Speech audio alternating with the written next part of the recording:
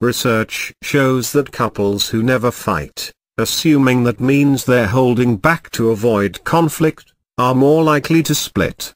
The two of you should do everything together, work out every disagreement, without actually fighting, spend every night in the same bed, and never, ever be bored.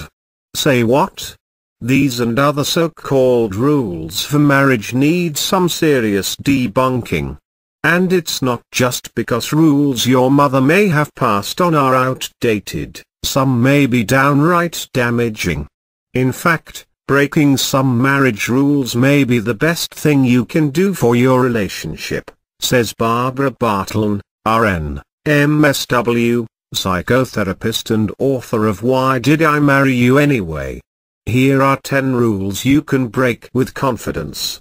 1. Never go to bed angry. Where did this one come from? Turns out, it may go as far back as the Bible, which advises not letting the sun go down on your anger. But trying to work through a problem when you're tired and stressed won't get you anywhere, says Elizabeth Lombardo, PhD, psychologist and author of A Happy You, Your Ultimate Prescription for Happiness. Agree to disagree for now, and to revisit the issue when you're rested. 2. Always be 100% honest. In marriage, no-holds-barred honesty is not always the best policy. For example, you don't need to share details of past relationships, says Bartlein. That invites comparisons, and when you compare, someone comes up short. The bottom line, you need to be polite and caring when it comes to your partner's feelings. 3. Never vacation without each other. The received wisdom here is that if you have time off from your jobs and lives, you should naturally prefer to spend it together. One problem with this rule is that you and your spouse may not have the same definition of a great getaway. You like to ski, he's a beach bum. The other danger, says Dr. Lombardo, is the belief that you have to be each other's everything, and that's just not realistic. Sometimes, you need a spa weekend, and he may want to go camping, or vice versa. Just be sure that you don't always take off without each other. 4.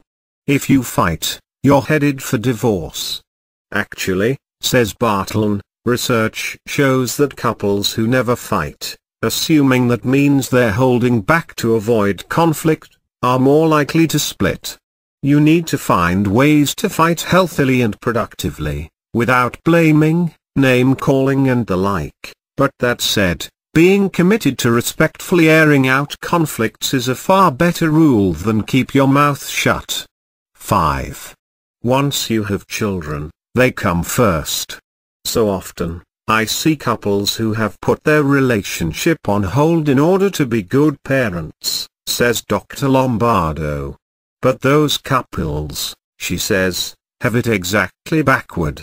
Making your relationship top priority is better not just for you, but for your children, who need to see you in charge and who feel safer and more secure with parents who have a loving relationship.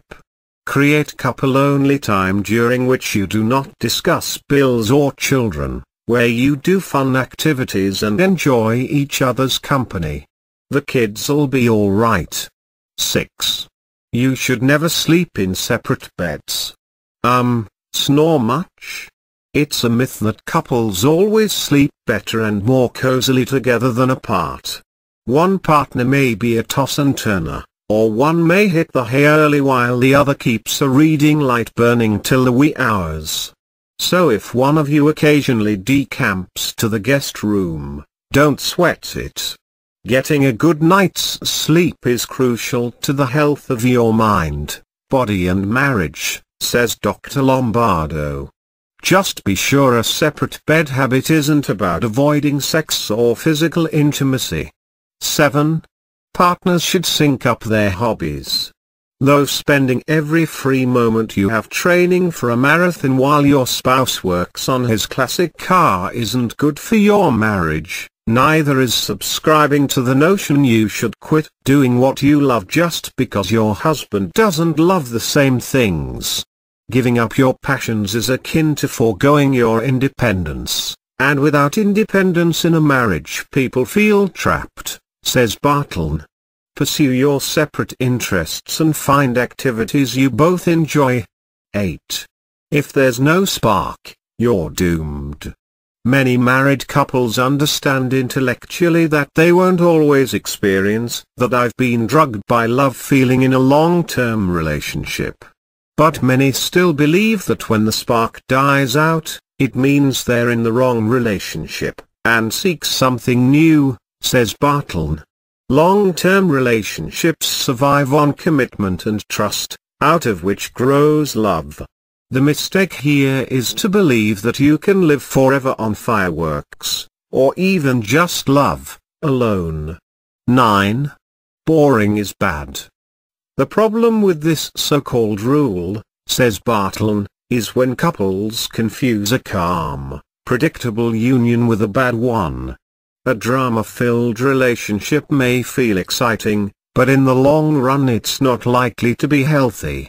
Isn't it better, she says, to boringly know where your spouse is every night than to be excited by constant ups and downs? Better to have a safe, relaxed, boring life together in the everyday. You can always inject excitement with vacations and activities. 10. You should have sex with your partner to make him, her happy. This may be a particular problem for women, especially new mothers. Sex becomes yet another item on your to-do list, and you think you have to do it for the sake of your marriage, and the happiness of your spouse, says Dr. Lombardo. While neither of those reasons is wrong, they shouldn't be the only reasons. Sex is for both of you,